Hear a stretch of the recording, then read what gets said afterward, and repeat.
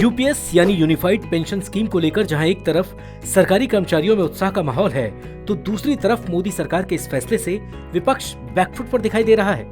क्योंकि हरियाणा और जम्मू कश्मीर में विधानसभा चुनावों से पहले सरकारी कर्मचारियों की लंबे समय से लंबित मांगों के बीच यूपीएस मोदी सरकार का एक बड़ा मास्टर स्ट्रोक है।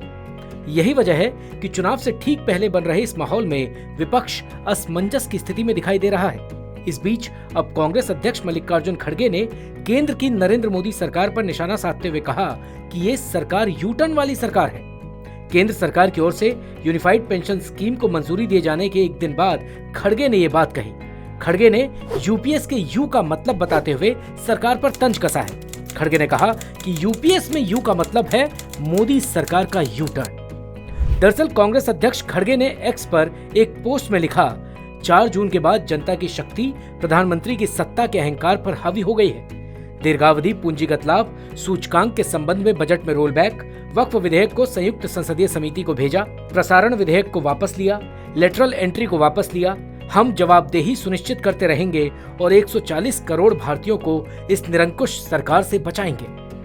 कांग्रेस अध्यक्ष की बात के जवाब में बीजेपी के प्रवक्ता तुहिन सिन्हा ने एनडीटीवी से कहा कि जहां भी कांग्रेस की सरकार है, जैसे तेलंगाना और कर्नाटक, वो हमेशा ही वित्तीय मामलों में गड़बड़ी करते हैं।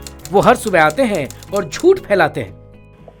Unlike the Congress, which does things in an extremely hasty manner and messes up the state government's finances wherever they get to rule, whether it is in Karnataka or it is in Telangana, the central government does things in a very adroit manner, keeping everybody into confidence. And this is something which the Congress cannot do. आपको बता दें कि नई pension योजना में न्यूनतम 10 साल की सेवा के बाद रिटायर होने पर हर महीने 10,000 रुपए की न्यूनतम पेंशन की गारंटी भी दी गई है। इस वैकल्पिक योजना से 23 लाख केंद्रीय सरकारी कर्मचारियों को लाभ मिलेगा और अगर राज्य सरकारें इस योजना में शामिल होना चाहेंगी तो ये संख्या बढ़कर 90 लाख हो जाएगी।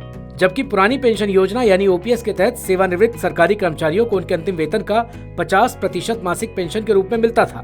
महंगाई भत्ते की दरों में बढ़ोतरी के साथ ये राशि बढ़ती रहती है, लेकिन यहाँ जानने वाली बात यह है कि ओपीएस वित्तीय रूप से टिकाऊ नहीं है, क्योंकि ये अंशदायी नहीं है और सरकारी खजाने पर बोझ बढ़ता रहता है।